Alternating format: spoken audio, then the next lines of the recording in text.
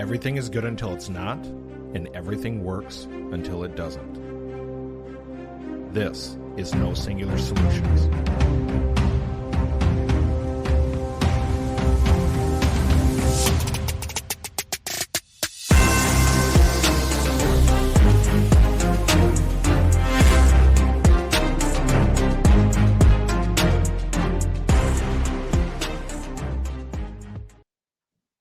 Welcome back to another episode of No Singular Solutions. My name is Joshua Hoyt, and I believe that no matter what you've been through, you can still achieve greatness and help others along the way. This podcast is about self-awareness and self-discovery and how you can be authentically impactful. Don't forget that the best way to support this podcast is to listen on your platform of choice, follow and download episodes, and specifically on Apple Podcasts, please leave a review and a rating, as 90% of all podcasts are listened to on Apple, and that's what we're going to do to trick the algorithms to make sure more people hear our content and conversations. This episode is overthinking. Now, there's one person I had in mind for overthinking, and it was the Princess Paula. Welcome to the show. I'm not sure if I should be honored or insulted by that, but we'll wait and see where this goes. Well, you have listened to some prior episodes, correct? Of course. See, there was the default answer. Of course you have. And our conversations tend to get pretty real. They can get uncomfortable. But most importantly, they're authentic. And when I thought of overthinking is not necessarily a bad thing. And that's why it can be perceived that way, but there are many positives to it. And I wanted to lead with that. But before we do that, why don't you tell our guests and our listeners, not our guests, why don't you tell our listeners a little bit about yourself and what you do? I'd love to. So thanks for inviting me, Joshua, to be here today, my buddy old pal. So I am Princess Paula, and I am a speaker and trainer. That's one side of what I do. And then the other part of what I do is a business development strategist. Ooh, sounds fancy. But the big thing is a lot of people, a lot of businesses, companies, entrepreneurs, they don't have the means or the resources to have their own business development manager in their business. So that's where I come in, because nobody's using a phone book anymore unless they're trying to prop themselves up at the dinner table. So when it comes to advertising and finding your clients and customers, what are you going to do? Because everyone will should all over you saying you should do this or buy that. And that's where I come in, and I'll sit down, we'll have a conversation and see what makes sense and where you should be spending your dollars. And that's basically all.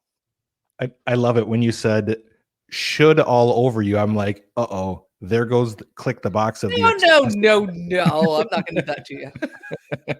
I like it. So do you remember how we met? You remember? I actually remember the first time we met. You probably don't, but it was at a networking meeting, and it was at a senior, like a retirement home in Farmington. Yeah. And it was a Dakota County Chamber of Commerce, Regional Chamber of Commerce. It was one of their like morning breaks. Yep. And you were there in the room, and I remember, and I was like, who's that guy? I need to meet him. And you were really standoffish the first time we met. You were kind of giving me attitude. I was like, oh, he thinks he's all that. So I was like, challenge accepted. Challenge accepted. You know, on your intro, Paula, the one thing that you didn't talk about was this really cool thing that you and your husband do around the holidays. Please, you're right.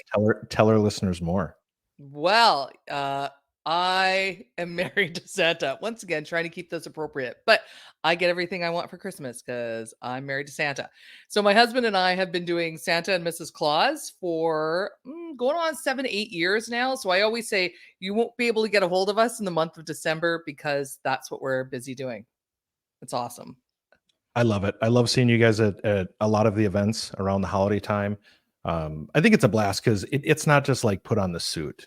I mean, you straight up embrace Santa and Mrs. Claus, and the personalities are just, I'm going to say the word flamboyant. And it's like, oh, that is Santa and Mrs. Claus. We are in character. Like you are. Have a deal that when the costumes go on, we go in character, and we do not break character. Like we become Santa and Mrs. Claus.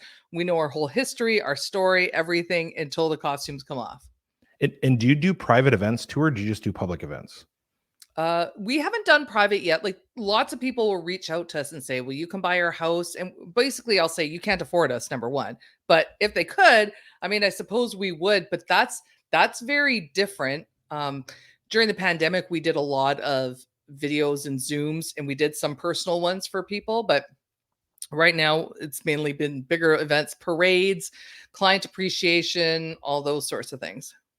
I love it. It's all in the portfolio of offerings from the Princess Paula, There right? you go.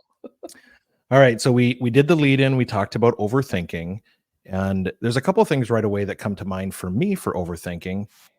But what's first thing that comes to your mind when I say that word?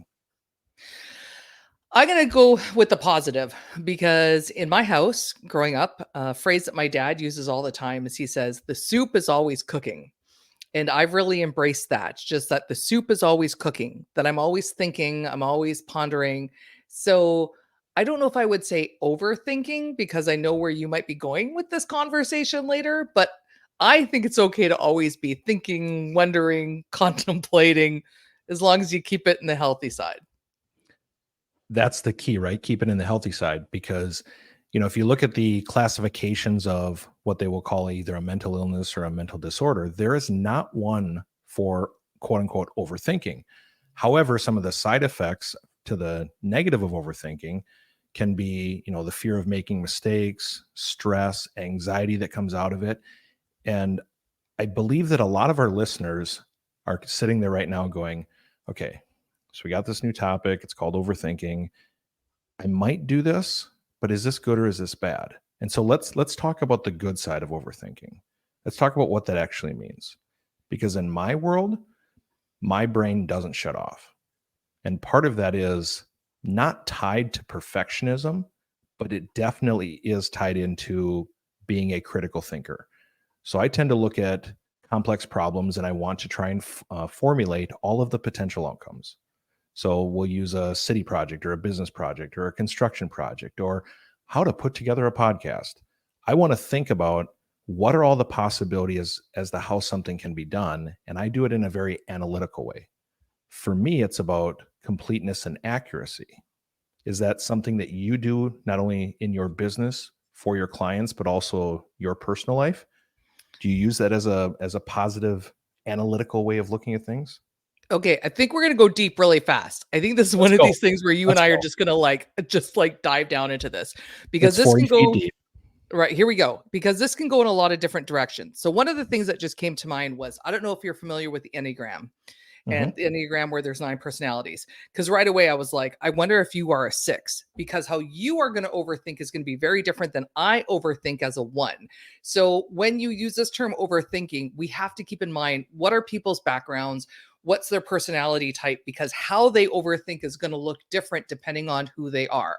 So when you are using that term overthink, what I just heard you say was when you have a project, when you have something in front of you, you are looking at all the different angles, how this could roll out, and you're preparing for all the different ways it could go.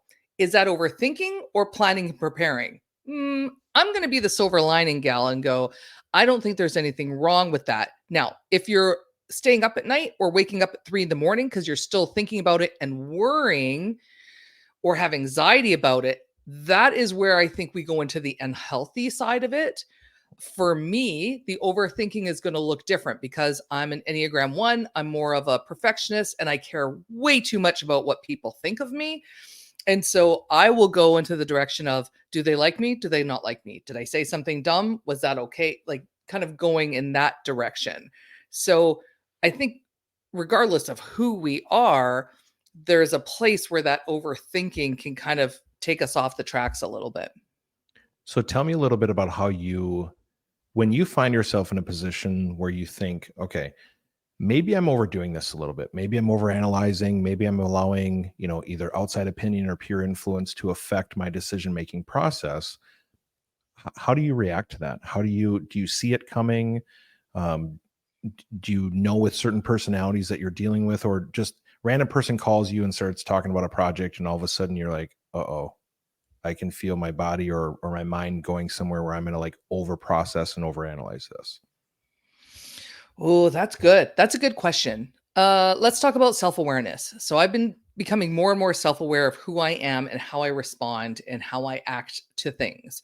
So what I'm realizing now is that I don't think like everybody else. I'm not your average bear, and I do things a little differently. So there are times, to your point, of when somebody perhaps calls me up and they're like, we have this project, here's what we want. And I start going to all these different levels in my brain where I realize not everyone might be going there. They're kind of staying down at a different place than me.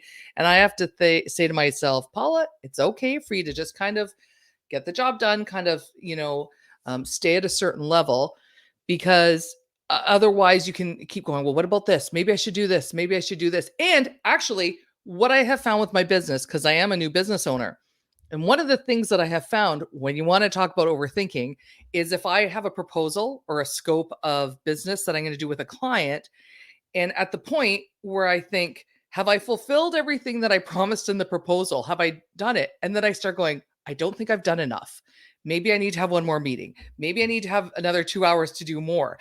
And I start overthinking, was it enough? Did I do what I'm supposed to do? And I'm hoping that's going to come in time, but that's where I see it pop up. I loved how you answered that too, because as you were saying that, I couldn't help but think of all of the times that I've watched in my professional career, specifically salespeople, overthink.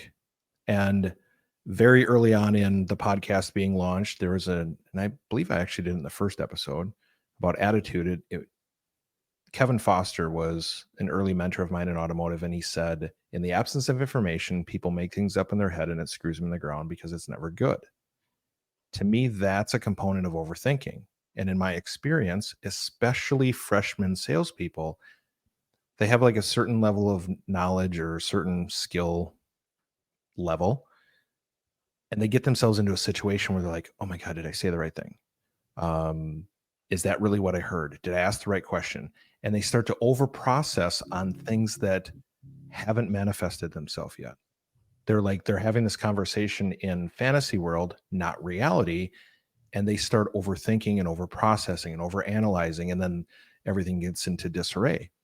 And so the way that you answered that, like all I could see was this young salesperson who's like, I have all these things in my head that I can't process, but I don't know what to do with it. But I know what to say because I've trained and I've gone through the word tracks. I know you do a lot of public speaking.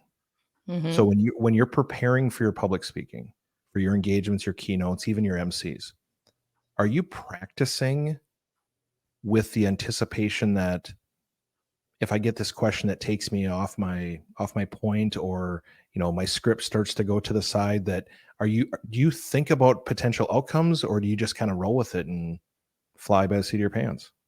I neither practice nor think about that because I am a superior being.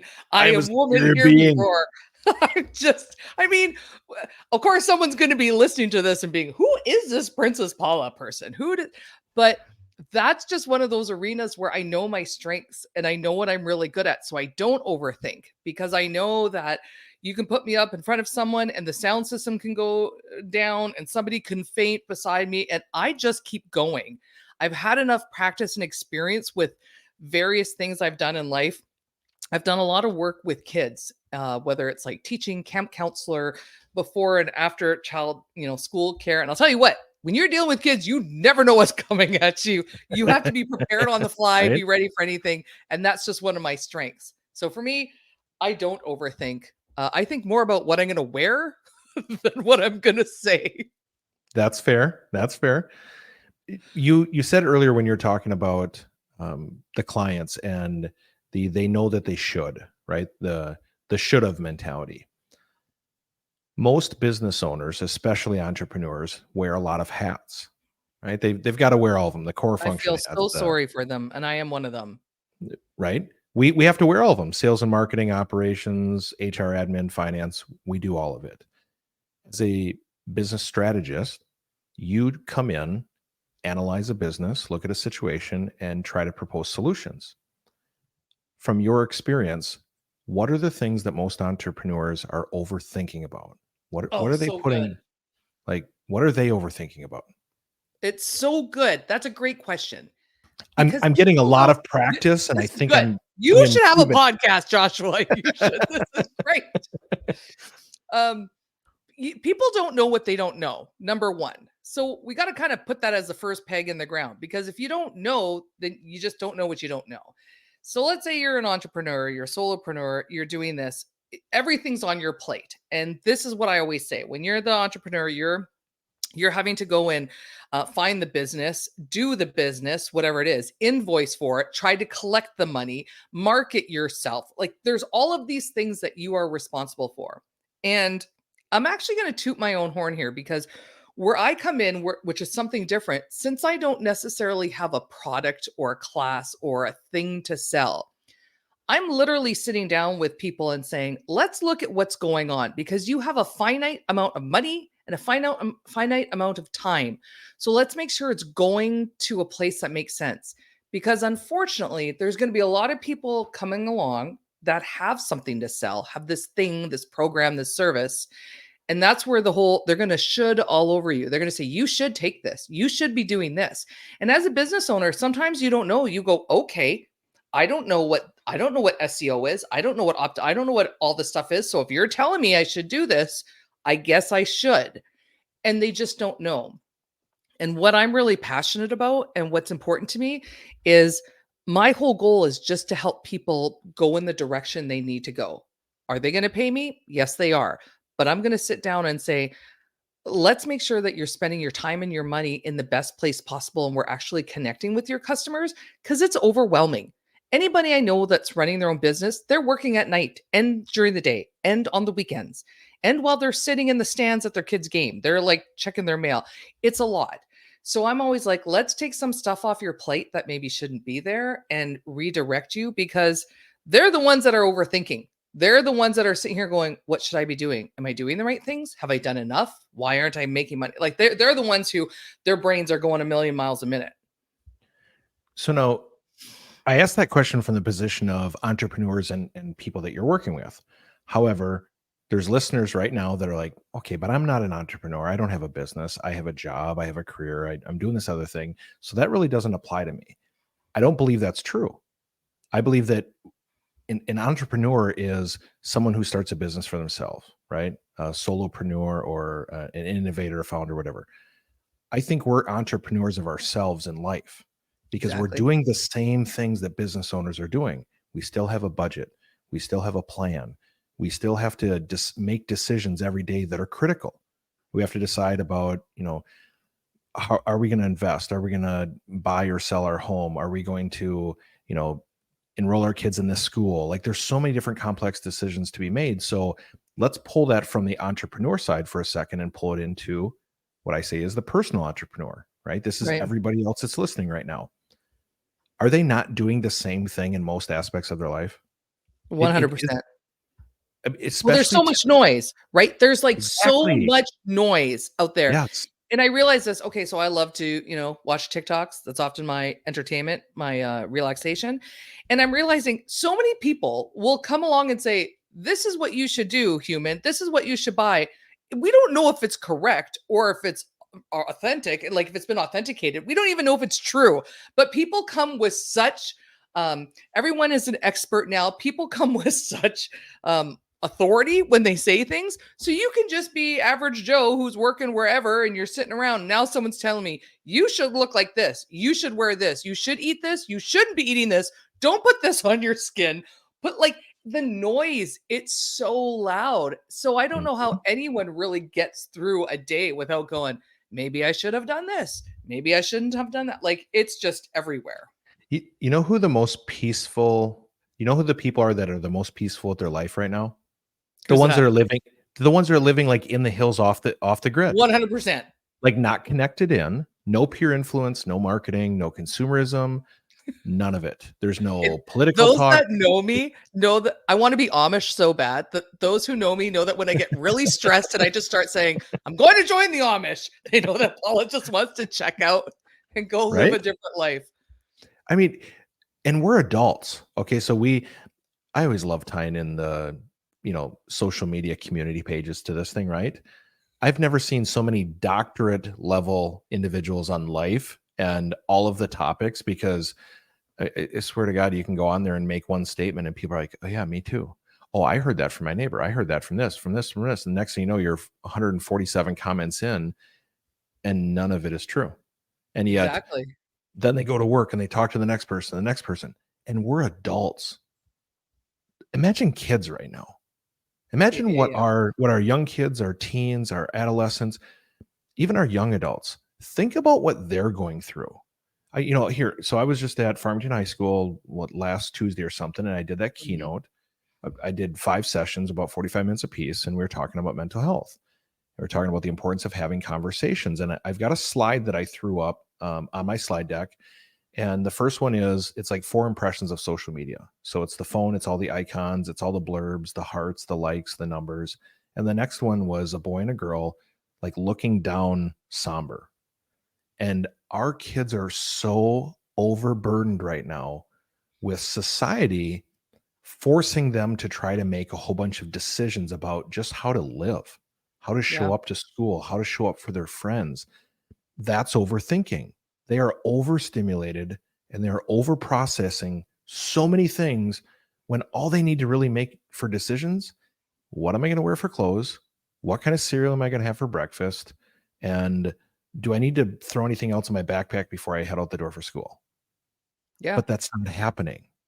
So how do we reach our kids? How do we start having more conversations with our kids, with young adults, even throw adults in there? How do we start the conversation about not allowing society and the noise, as you've said, cause us to overthink? Because that's what drives a lot of the anxiety. That's what drives these 100%. self-image issues and depression and poor mental health. So how do we do that? How do we Okay, start so reaching them? great question. 2 thoughts come to mind. The first is my 2 sons, specifically my oldest, he will be 26 this year. He is off social media right now because he just saw that there was no value and it wasn't good for his mental health. And I was like, "You are an example to me. I think that's amazing." Because they're starting to see like, yeah, it's a waste of our time.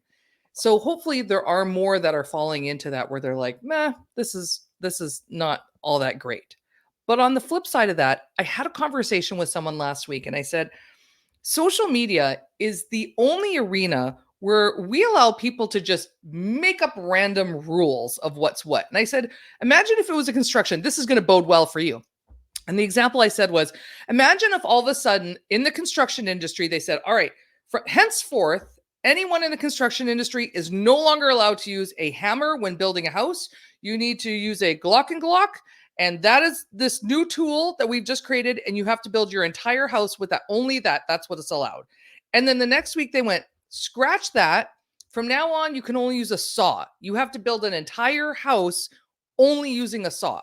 I mean, we would look at that and say, that's ridiculous and ludicrous, not going to happen. But yet in the social media world, we allow them to tell us, this week you have to post this many things. All right. Next week you have to use this many hashtags. All right. Now you have to comment, like, and follow. And we just go, okay. And we all just follow along what these few companies are deciding. And it just has us all hooked in. And somehow we just blindly decided to start following and obeying whatever random rules they came up with. And we're more miserable. I mean, I love the aspect of social media when Facebook first came out because I'm Canadian, so all my family's in Canada, but I have some friends and like family across the pond. I loved being able to see what your kid wore to prom or what just happened. Because then when I bump into people at Christmas time, I can be like, hey, it looked like you had a great vacation. Oh, I love the pictures of whatever. That part is really good, that connection.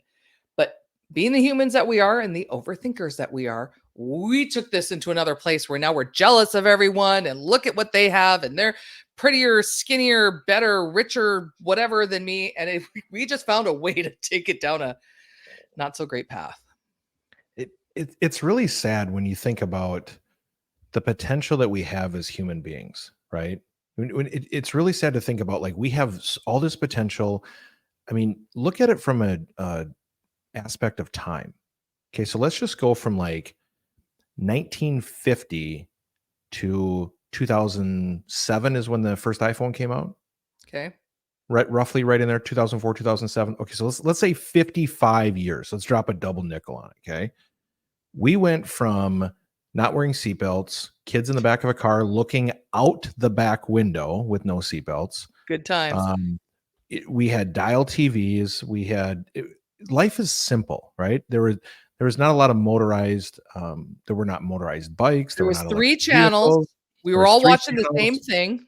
and we all watched we watched the national anthem at midnight before the channel went off air. That's It right. was simple.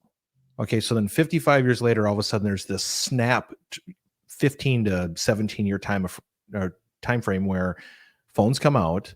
It started with like Palm Pilots, and then it was smartphones, and then it just kept progressing to where now we have these little computers attached to our hands. And I talk about this often. Technology has the ability, to your point, to allow us to connect to people that are far away. If I need information, I can get it now. If I want to order something, I can get it now. If I have to call 911, I don't have to run upstairs, pick up the phone, dial a number. I can just press and hold a button, and then technology tells EMS and first responders where my phone is located. Efficiency. We can be reached all over the place to fill time gaps. There's just technology can be used in so many good ways. Unfortunately, there's the other side of it. There's the peer influence. There's the constant exposure. There's the bad information or misinformation that comes at us.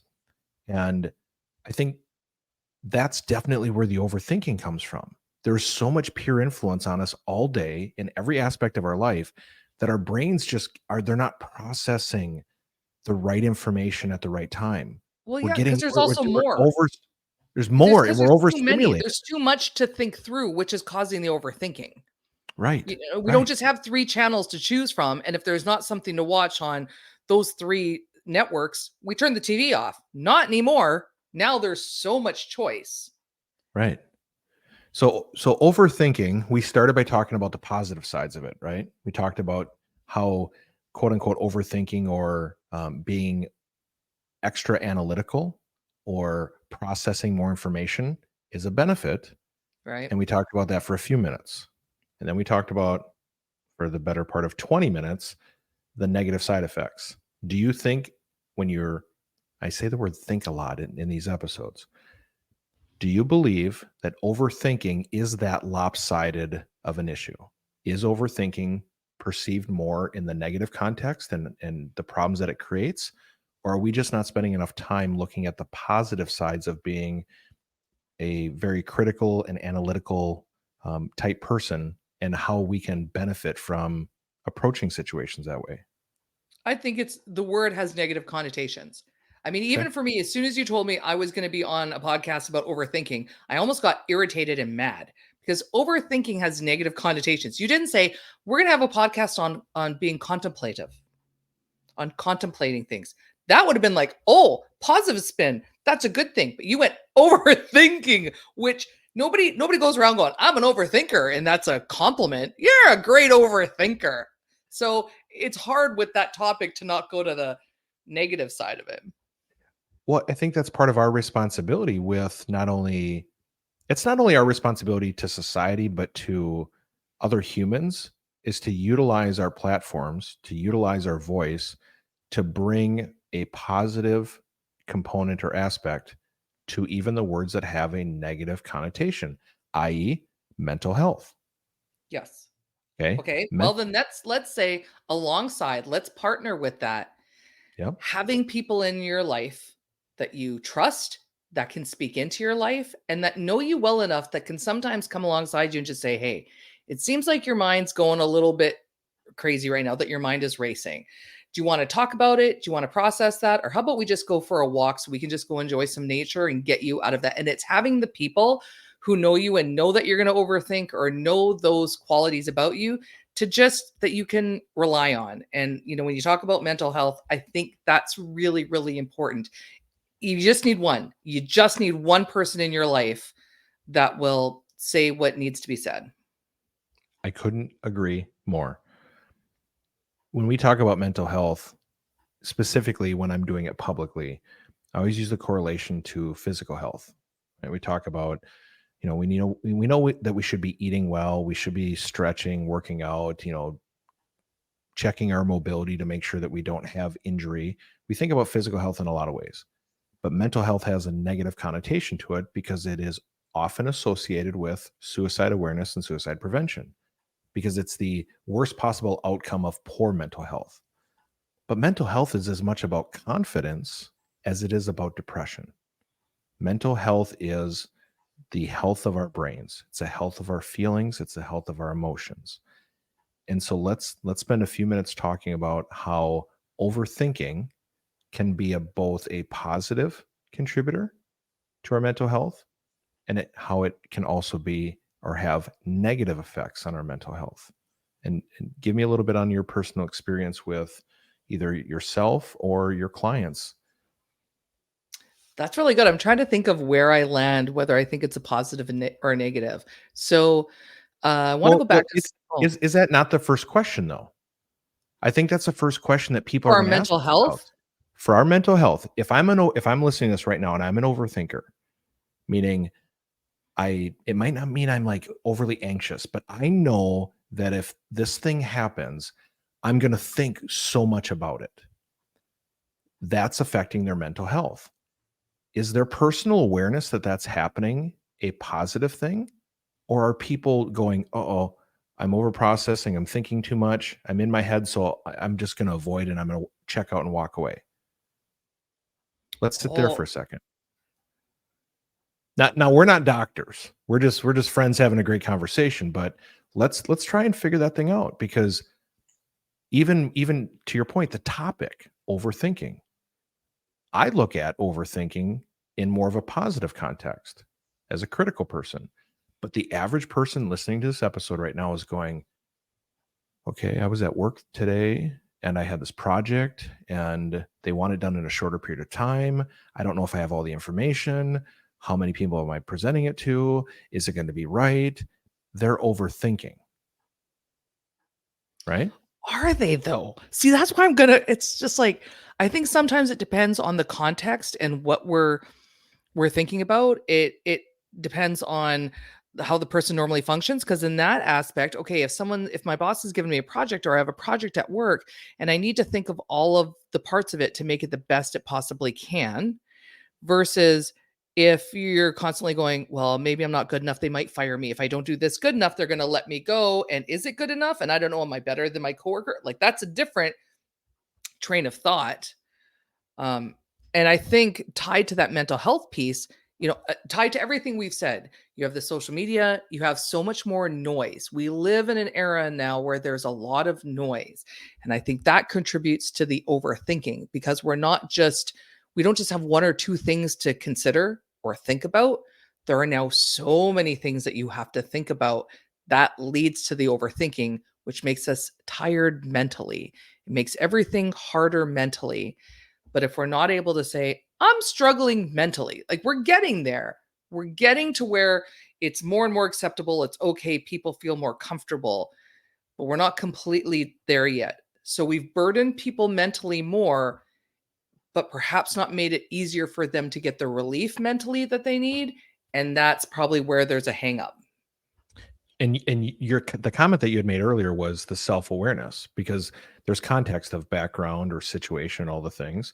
So let's talk about you specifically for a second. Yep. Are there times during the day where you find yourself negatively overthinking or overanalyzing something that's in front of you? Are there times when I don't? I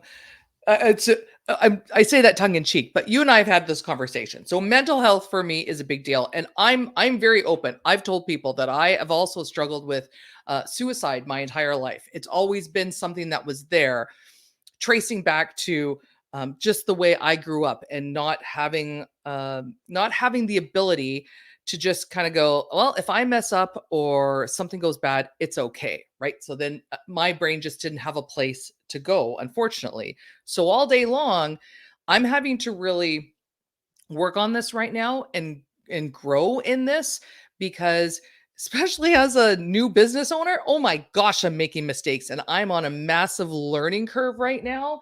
So there's a lot of thinking going on. But again, that's why I have brought trusted people into my life like yourself, where I can call and go, is this crazy? Does this make sense? And I can just have people that kind of nudge me back to where I need to be, because overthinking can just take you off the track. And then before you know it, you're now off the track into the woods, across a creek, and it's not a good place. So You're in having Canada. those people that you trust. You find yourself in Canada. Well, that would be a best case scenario. I said that tongue in That's where all cheek. the cool people hang out.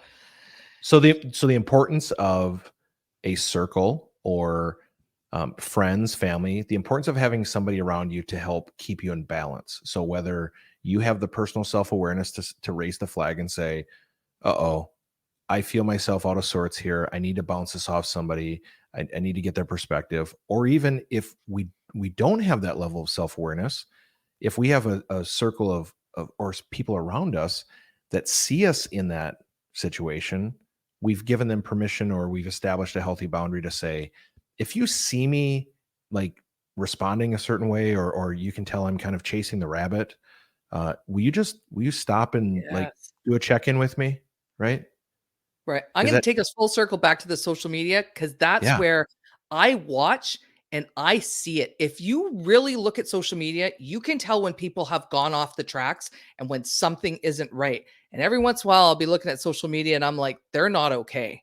And I can tell mhm. they're not okay. So then I will reach out and be like, what's going on? What's, because it's there. People are putting it out there and asking for help. They are, and it's right in front of us. I mean, we see it we see it in the workplace. We see it sometimes. Well, here we see it in our households. We see it within our group of friends. We see it in our social circles. We see it in our workplace, but we don't see it in ourselves all the time. Like we get caught up in the hustle and the pressure of society to perform and do all the things, and yet all we really need is somebody to just raise the flag on us. Just look at us and like punch us in the mouth and say, do you hear yourself? Are you looking in the mirror at all? Like, chill, calm, take a break, walk away. This is why I don't get on the community pages anymore. I get asked all the time, did you see this? Did you see this? Nope. Why not?